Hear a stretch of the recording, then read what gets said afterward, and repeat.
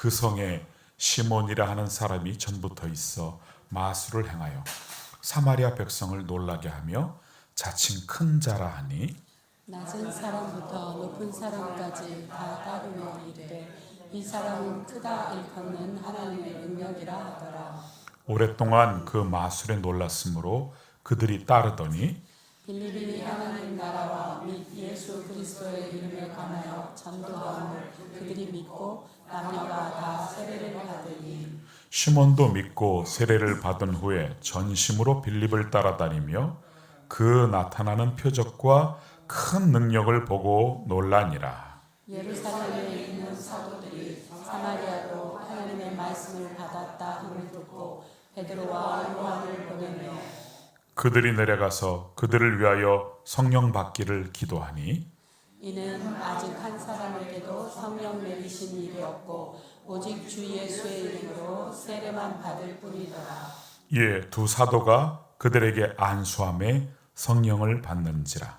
시몬이 사도들의 안수로 성령 받는 것을 보고 돈을 들여 이르되 이 권능을 내게도 주어 누구든지 내가 안수하는 사람은 성령을 받게 하여 주소서 하니 베드로가 이르되 내가 하나님의 성물을 돈 주고 살 줄로 생각하였으니 내 은과 함께 말지어다. 하나님 앞에서 내 마음이 바르지 못하니 이 도에는 내가 관계도 없고 분깃될 것도 없느니라. 그러므로 너의 이 약함을 회개하고 주께 기도하라. 혹 마음에 품은 것을 사하여 주시리라. 내가 보니 너는 악독이 가득하며 불의에 메인 바 되었도다. 시몬이 대답하여 이르되 나를 위하여 죽게 하여 말한 것이 하나도 내게 임하지 않게 하소서 하니라. 예, 그 다음 요한복음 3장 5절 다 같이 읽겠습니다. 시작. 예수께서 대답하시되 진실로 진실로 내게 이르노니 사람이 물과 성령으로 나지 아니하면 하나님의 나라에 들어갈 수 없느니라. 아멘. 자, 우리 제목을 또 한번 크게 읽어볼까요? 시작.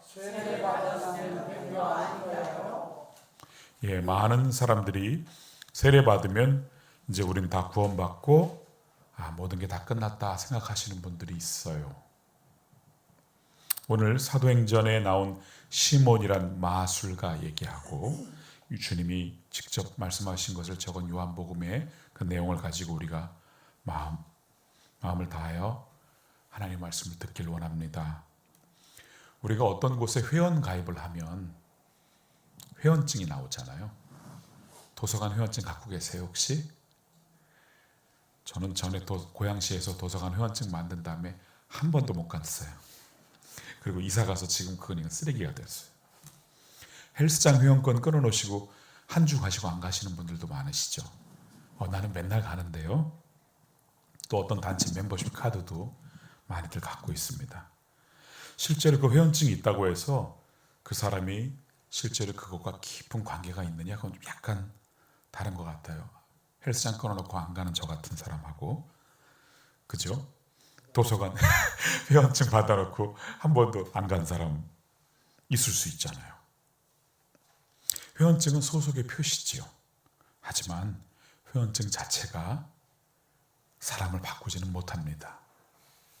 세례도 비슷한 면이 있어요. 세례는 너무나 귀한 표지입니다. 내가 예수 그리스도께 속했다는 공적인 고백입니다.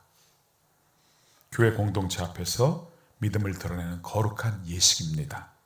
그러나 세례라는 외적인 표지가 곧바로 내 마음이 변화되고 하나님이 원하시는 속사람이 바뀌었느냐 그 자체는 아니라는 뜻입니다. 오늘 우리가 본 시몬이라는 사람이 바로 그것을 보여줍니다. 시몬에게는 외적인 표징이 있었어요. 그는 믿는다고 했습니다. 세례도 받았습니다. 그리고 하나님의 종인 빌립을 열심히 따라다녔습니다. 그런데 베드로가 소식을 듣고 이제 사마리아에 쉽게 얘기하면 부흥성회를 하러 간 거예요. 근데 가보니까 이 사람 좀 특이해. 그래서 뭐라고 말씀하시냐면 하나님 앞에서 네 마음이 바르지 못하다. 이러고 혼을 내버립니다. 오늘 우리는 이 불편한 이 말씀 앞에 설 수밖에 없어요. 나는 세례를 받았는가? 이 질문도 당연히 중요합니다. 나는 교회에 다니는가? 이 질문 더 중요하죠. 나는 믿는다고 고백을 했는가? 너무나 중요한 질문입니다. 그러나 오늘의 본문은 우리 모두에게 더 깊이 질문하십니다. 내 마음은 하나님 앞에서 바른가? 나는 정말로 거듭난 사람인가?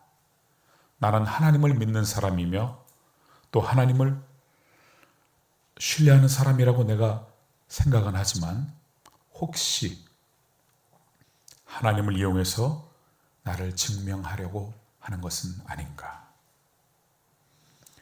오늘 본문에 시몬이라는 마술가가 등장합니다. 그는 사마리아에서 오랫동안 그 마술을 행하면서 사람들을 놀라게 했습니다. 사람들은 그를 대단한 사람이라고 했고요.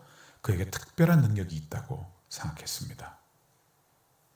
옛날에 유리굴라 기억하세요? 숟가락 구부렸던 사람? 유리겔라예요? 근데 그 양반이 나중에 보니까 사기꾼으로 밝혀졌죠. 사람들은 그를 향해서 이렇게 말했습니다. 이 사람은 크다. 이 사람에게는 하나님의 큰 능력이 있다. 이 시몬은 사람들의 시선을 받으면서 살았습니다. 사람들의 인정과 감탄 속에서 목이 엄청 힘주고 옛날 어른들이 이렇게 얘기했어요. 또 이런 속한 얘기를 해서 죄송해요. 방구 좀 끼고 살았습니다. 근데 여기 보니까 돈으로 이걸 살려고 하는 장면이 나온 거 보니까 꽤 돈도 많았나 봐요. 그렇게 해서 돈을 많이 벌었겠죠. 근데 어느 날 빌립이라는 전도자가 사마리아에 와서 복음을 전했어요. 하나님의 나라와 예수 그리스도의 이름을 전했습니다. 사람들이 막 믿고 세례를 받기 시작해요. 놀랍게도 시몬도 그 무리 안에 들었어요. 8장 13절에 시몬도 믿고 세례를 받은 후에 전심으로 빌립을 따라다니며, 전심으로라는 얘기는 자기 모든 생업을 다 팽개치고 빌립을 열심히 따라다녔다는 말입니다. 시몬도 믿은 것처럼 보였어요. 그러니까 세례를 줬겠죠. 그리고 빌립을 열심히 따라다녔습니다. 겉으로 보면 아무 문제가 없어요. 믿음의 고백이 있습니다. 세례가 있습니다. 교회 공동체 안으로 들어왔습니다. 그리고 심지어는 말씀을 전하는 사람을 열심히 따라다녔습니다. 오늘로 말하면 이런 거죠. 교회 등록했습니다. 세례 교육을 받았습니다. 문답을 통과했습니다. 세례를 받았습니다. 예배에 참석했습니다. 신앙의 언어도 배워갑니다. 겉으로 보면 신앙생활을 시작한 사람입니다. 그런데 얼마 지나지 않아서 베드로가 부흥성회로 왔다가 이 사람에게 충격적인 말을 합니다. 이 도에는 네가 관계도 없고 분깃도 없느니라. 세례받은 사람에게, 믿는다고 고백한 사람에게, 교회 안에 들어온 사람에게 너는 이 일과 관계가 없다. 이렇게 말합니다. 왜일까요? 베드로가 본 것은 시몬이 받은 그 세례가 아닙니다. 베드로가 본 것은 시몬이 행한 그 종교적 행위들, 열심히 예배에 참석하고 빌립을 따라다니고 한 그런 행동이 아니었습니다. 베드로가 본 것은요, 그의 마음이었습니다. 하나님 앞에서 내 마음이 바르지 못하니, 여기서 우리는 아주 중요한 사실을 보게 됩니다. 종교적인 외형이 있어도 마음이 하나님 앞에서 바르지 못할 수도 있어요. 사람은 외모를 봅니다. 그래서 잘 모르는 사람을 만나러 갈 때는 우리는 잘 꾸미고 뭐 좀 명품 같은 게 있으면 들어주거나 걸어주고 그러고 가죠. 왜 그러죠? 사람 외모를 보니까. 근데 하나님은 무엇을 보신다고 했나요? 우리의 중심을 보신다고 했어요. 어차피 사람은 중심이 안 보여요. 물론 힌트는 있죠. 그렇지만 사람은 그 속을 들여다볼 수가 없습니다. 그러나 하나님은 속을 정말 맑은 호수처럼 다 들여다보고 계십니다. 하나님은 항상 우리에게 물으십니다. 네 동기가 무엇이냐?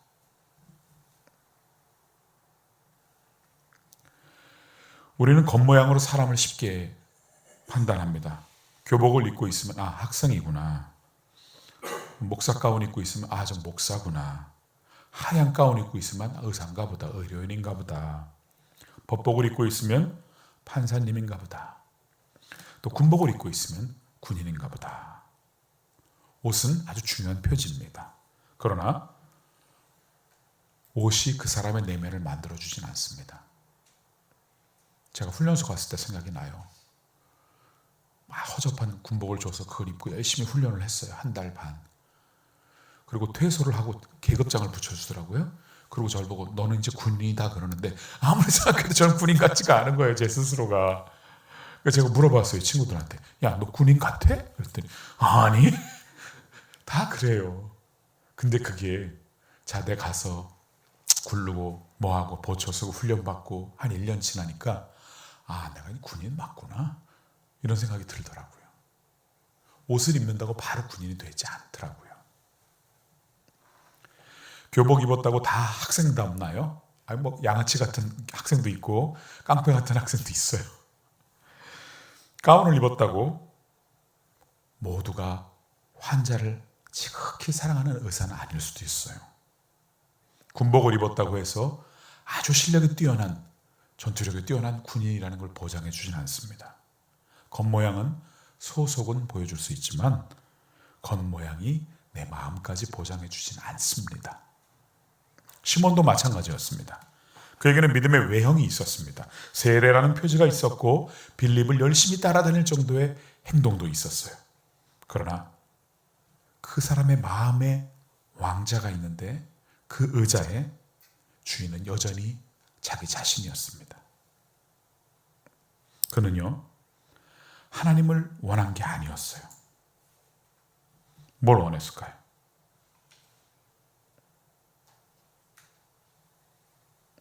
하나님의 능력을 원했어요. 그는 성령님을 구한 게 아니었어요. 성령의 능력을 소유한 바로 자기 자신을 원했어요. 그는 하나님 앞에 엎드리고 싶었던 게 아니었어요. 사람들 앞에서 다시 높아지고 싶었어요. 이게 시몬의 문제였던 거죠. 그 마음의 동기. 여러분, 이 시몬의 얘기가 남의 얘기로 들리세요? 아니면 내 얘기로 들리세요? 내 얘기로 들리는 분들은 엄청 하나님께 복받은 분들입니다. 아, 저거는 좀 목사 얘기야. 목사가 찔리니까 저런 설교를 하겠지. 예, 맞아요. 저 찔려요. 저는 여기서 자유롭지 못해요. 네, 여러분, 이거 남의 얘기로 들으시면 너무나 불쌍하신 거예요. 교회 안에 들어왔는데도 마음은 여전히 자기중심적이고 신앙의 언어를 배웠는데도 내 욕망의 방향은 여전히 그대로일 수도 있다고요. 세례를 받았는데도 내 마음의 주인은 여전히 나일 수도 있습니다. 그래서 오늘 우리는 진지하게 하나님 앞에 여쭤봐야 됩니다. 나는 신앙의 옷을 입은 사람입니까? 아니면 정말 마음이 새로워진 사람입니까? 시몬은요, 사도들이 딱 이렇게 안수를 하니까 성령이 임하는 걸 봤어요. 우와, 이건 내가 평생 먹고 사는 그 마술보다 훨씬 멋져. 판타스틱. 그때 그의 마음 깊은 곳에 숨어있던 게 드러나요. 집에 있던 거 가서 돈을 꺼내갖고 와요. 이 권능을 나한테도 줘서 누구든지 내가 안수하는 사람도 확 멋있게 성령 받고 막 나 이런 능력 받았으면 좋겠어요. 이 말은 단순한 실수가 아닙니다. 이 말은 시몬의 마음을 폭로한 말입니다. 시몬은 성령님을 하나님으로 경외한 게 아닙니다. 성령의 역사를 자기를 높이는 능력의 도구로 본 거예요. 그는 이렇게 생각했을 겁니다. 저 능력을 내가 가지면 다시 사람들이 나를 엄청 주목하겠지. 저 능력을 내가 가지면 이 세상은 다시 나를 중심으로 돌아가게 될 거야. 저 능력을 내가 가지면 사람들 앞에서 엄청 막 존경받는 사람이 되겠지. 시몬은 예수님의 이름 아래 들어온 것처럼 보였지만 사실은 여전히 자기 이름을 세우고 있었습니다. 그는 세례는 받았지만 마음의 왕좌의 주인은 안 바뀐 것이죠. 그는 교회 안으로 들어왔지만 자기 자신을 섬기는 방식은 그대로였습니다. 이걸 한마디로 말하면 자기 숭배인 것입니다. 이렇게 BGM까지 깔아주시고 감사합니다. 우리 지난주에 묵상했던 말씀 기억하세요?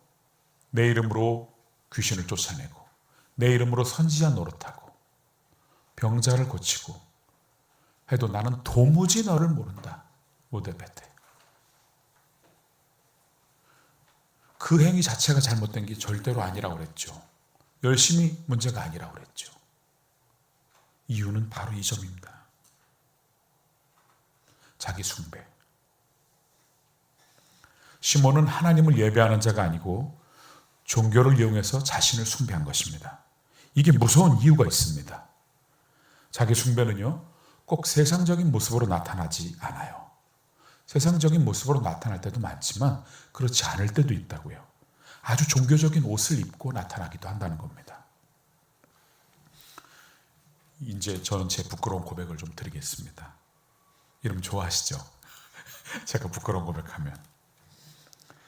저는 어릴 적부터 쭉 찬양을 해왔어요. 19살에 인격적으로 주님을 만나서 오죽하면 전공을 바꿔서 노래를 하겠다고 그랬을까요? 찬양하고 싶어서. 곳곳에서, 세계 곳곳에서 정말 많은 찬양을 했습니다. 근데 그때마다 정말로 내가 하나님을 높이는 마음으로 했는지, 나를 숭배하는 마음으로 했는지 돌아보게 돼요. 입술로는 하나님을 높입니다. 가사도 하나님께 영광을 돌리는 내용입니다. 사람들 엄청 은혜받습니다. 막 눈물 흘리고 막. 근데 제 마음 깊은 곳에 이런 게 있었던 걸 고백할 수밖에 없어요. 오늘 사람들이 나를 좀 멋지다고 생각했겠지? 내가 엄청 잘한다고 생각했을 거야 아마. 내가 없으면 이 성가대나 오케스트라, 찬양팀이 안 돌아간다는 걸 사람들이 알까? 겉으로는 분명히 하나님을 높이고 있습니다. 근데 속으로는 내가 높아지고 있습니다. 이게 자기 숭배입니다.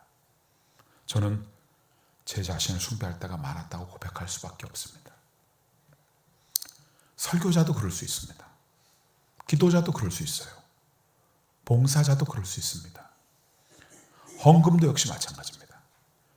교회 안에서 하는 모든 열심도 그럴 수 있습니다.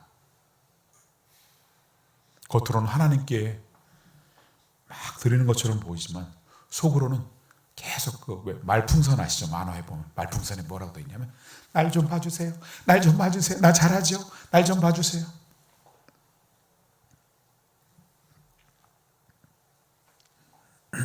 기도하면서도 자기를 숭배할 수 있습니다. 봉사하면서도 역시 자기 숭배할 수 있고요. 헌신하면서도 자기를 숭배할 수 있습니다. 말씀을 많이 읽고 쓰고 하면서도 내 자신을 숭배할 수도 있습니다. 교회 안에서 내는 모든 열심을 내면서도 자기를 숭배할 수 있습니다. 겉으로는 하나님께 영광이라고 말합니다. 근데 속으로는 사람들이 나를 알아주었으면 합니다. 겉으로는 주님을 위해서라고 말합니다. 근데 속으로는 내가 중요한 사람처럼 보였으면 좋겠습니다. 이런 마음이 있는 거죠. 겉으로는 은혜입니다 라고 말합니다. 오늘도 은혜 찬양 열심히 했죠. 은혜. 근데 속으로는 내가 이만큼 했다는 것을 인정받고 싶어요 라고 외치고 있는지 모르겠습니다. 이게 자기 숭배 교인의 모습입니다. 자기 숭배 교인이라고 해서 하나님을 부정하는 건 아닙니다. 오히려 하나님을 말합니다. 하지만 하나님이 목적이 아니고 수단이 되는 것입니다. 하나님을 통해서 내가 높아지고 은혜를 통해서 내가 인정받고 사역을 통해서 내가 증명되고 교회 안에서 내가 중심이 되고 싶어 합니다. 이게 시몬의 마음이었어요. 그리고 이 마음은 우리 안에도 있습니다. 오늘 본문은 단순히 시몬이라는 나쁜 사람이 있었다 그런 얘기를 하고 싶은 게 아닙니다. 오늘 본문은 우리에게 묻습니다. 당신은 하나님을 원하십니까? 아니면 하나님이 주시는 걸 원하십니까? 당신은 성령님을 원하십니까? 아니면 성령의 능력을 가진 정말 멋진 사람이 되기를 원하십니까? 사람들이 와서 굽신굽신하는. 당신은 예수님 앞에 무릎을 꿇기 원하십니까? 아니면 예수님을 통해서 다시 높아지기를 원하십니까? 이 질문 앞에서 우리는 아무도 빠져나갈 자가 없습니다. 왜냐하면 시몬의 마음은 멀리 있는 악인의 마음이 아니고요.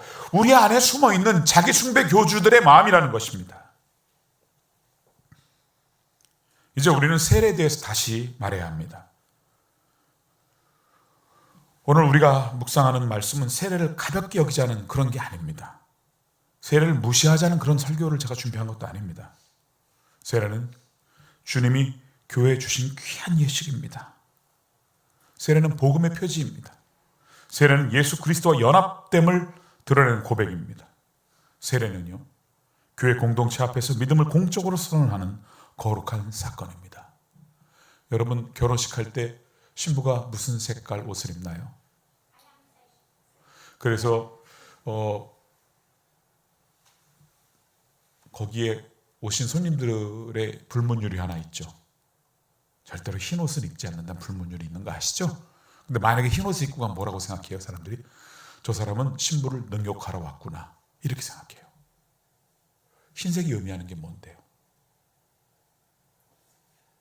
순결함이고 거룩함이죠. 결혼 반지 한번 생각해 보세요. 결혼 반지는 귀합니다. 두 사람이 서로에게 속했다는 표지지요. 언약의 표시죠.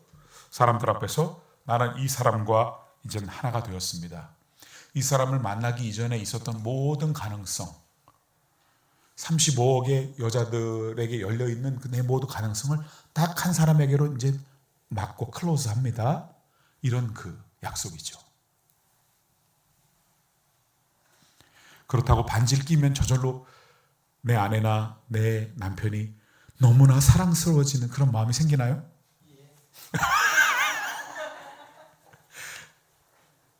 반지만 끼가 있다고 사랑이 생기진 않죠.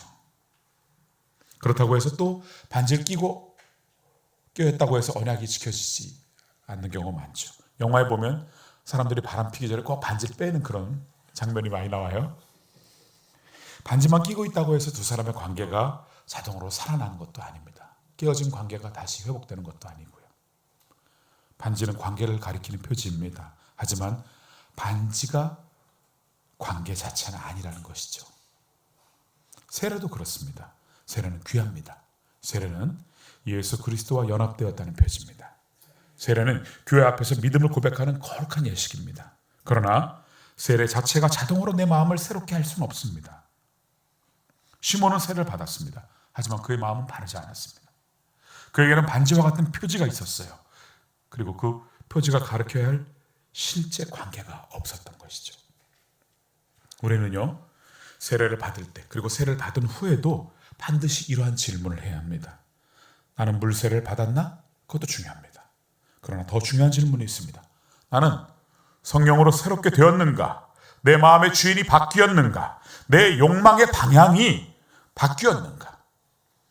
나는 하나님을 이용해서 나를 세우려 하는가? 아니면 하나님 앞에서 나를 내려놓으려 하는가? 요한복음 3장에서 예수님은 니고데모에게 말씀하셨습니다. 우리가 거듭남 시리즈를 하는 동안 계속 등장하는 주인공 중에 한 분입니다. 니고데모. 사람이 물과 성령으로 나지 아니하면 하나님의 나라에 들어갈 수 없느니라, 이렇게 주님이 말씀하셨어요. 니고데모는 종교를 모르는 사람이 아닙니다. 그 당시에 가장 뛰어난 석학이었습니다. 율법을 알았습니다. 이스라엘의 선생 중에 선생입니다. 모든 사람들이 존경하는 분이었어요. 그리고 그에게 신앙의 언어가 있었습니다. 그런데 예수님은 그런 니고데모에게 이렇게 말씀하십니다. 당신은 거듭나야 합니다. 이 말은 충격입니다. 예수님은 세리와 죄인에게만 거듭나라고 하신 게 아닙니다. 종교를 모르는 사람에게만 거듭나라고 말씀하신 게 아닙니다. 예수님은 종교적으로 잘 훈련된 니고데모에게도 똑같이 말씀하셨습니다. 당신도 거듭나야 합니다. 그렇다면 오늘 우리는 이 말씀을 피할 수 있을까요? 교회 오래 다닌 사람도 거듭나야 되고, 세례받은 사람도 거듭나야 하고, 직분을 가진 사람도 거듭나야 합니다.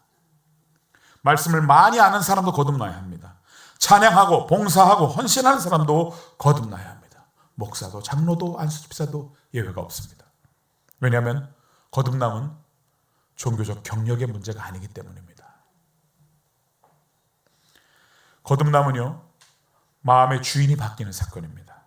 거듭남은요, 하나님께서 죽은 영혼을 살리시는 사건입니다. 거듭남은요, 성령께서 사람의 중심을 새롭게 하시는 사건입니다. 세례는 그 실체를 가르치는 귀한 표지입니다. 그러나 표지가 실체를 대신할 수는 없습니다. 세례는 너무나 귀합니다. 그러나 세례가 가리키는 그 실체가 없다면 우리는 세례를 붙들고 거짓 안심에 빠질 수 있습니다.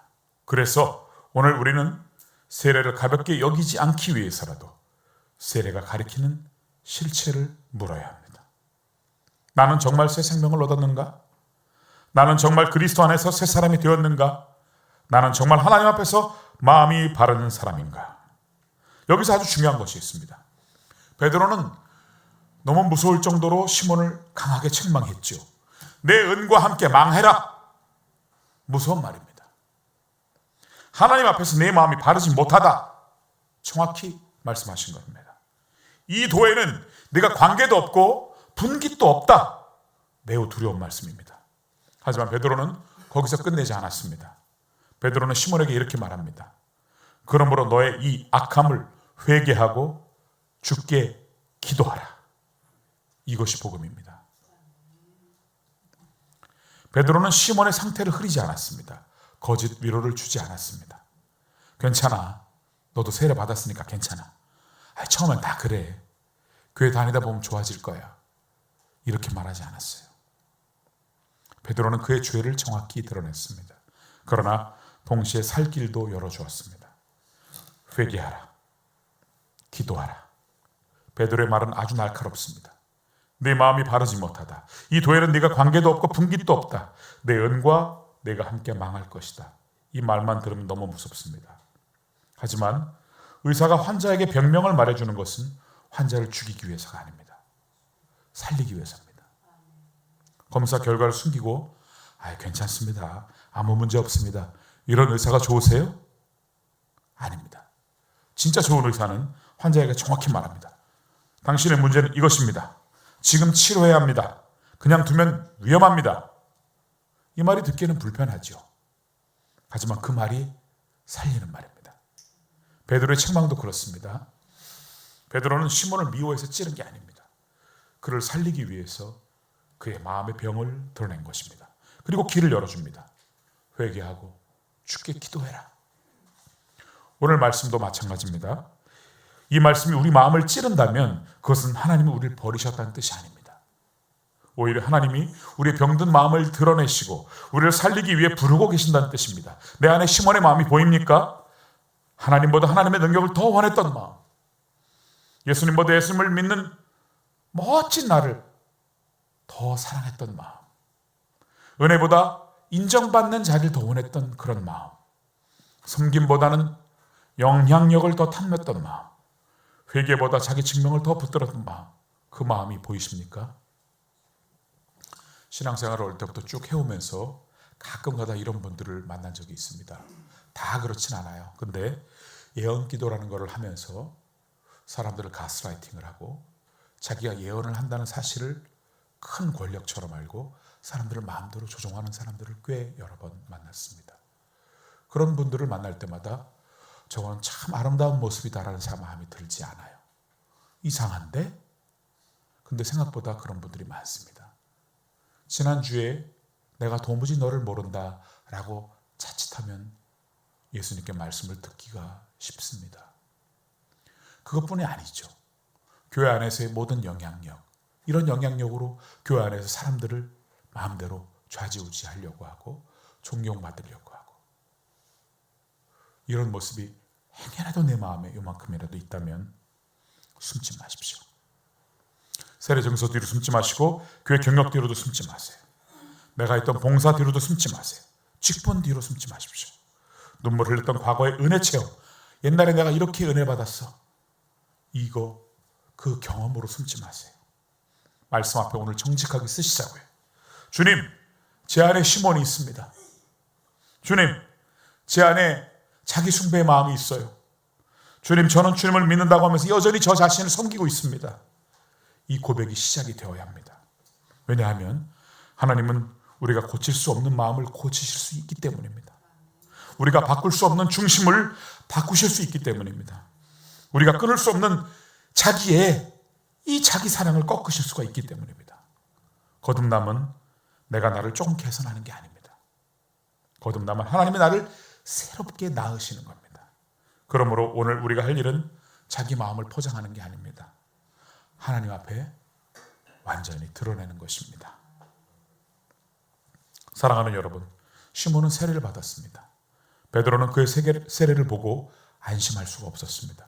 시몬은 믿는다고 했습니다. 그러나 베드로는 그의 고백만 보고 넘어가지 않았습니다.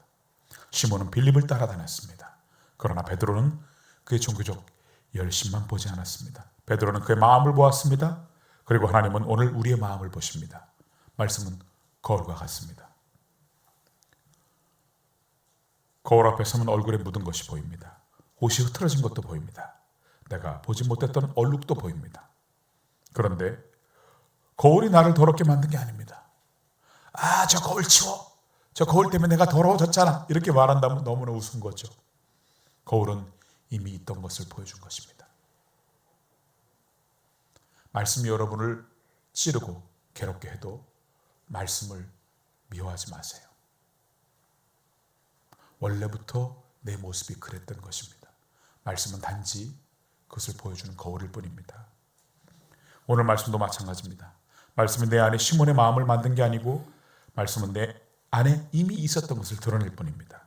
하나님보다 나를 더 사랑한 마음, 은혜보다 인정받는 나를 더 원한 마음, 섬김보다 영향력을 더 탐낸 마음, 예배 받으실 하나님보다 예배하는 나 자신을 더 의식하는 마음, 세례 증서 뒤에 숨어서 거짓 안심을 붙들었던 마음, 오늘 그 마음이 보인다면 더 이상 도망가지 마시자고요. 베드로는 시몬에게 말했습니다. 너의 이 악함을 회개하고 주께 기도하라. 이 말씀은 죽이는 말씀이 아닙니다. 살리는 말씀입니다. 의사가 병을 말해주는 것은 환자를 살리기 위해서인 것처럼 하나님이 오늘 우리의 마음을 드러내시는 것도 우리를 버리기 위해서가 아닙니다. 우리를 회개로 부르시기 위해서입니다. 우리를 새 생명으로 부르시기 위해서입니다. 우리를 거짓 안심에서 참된 거듭남으로 부르시기 위해서입니다. 회개하라. 기도하라.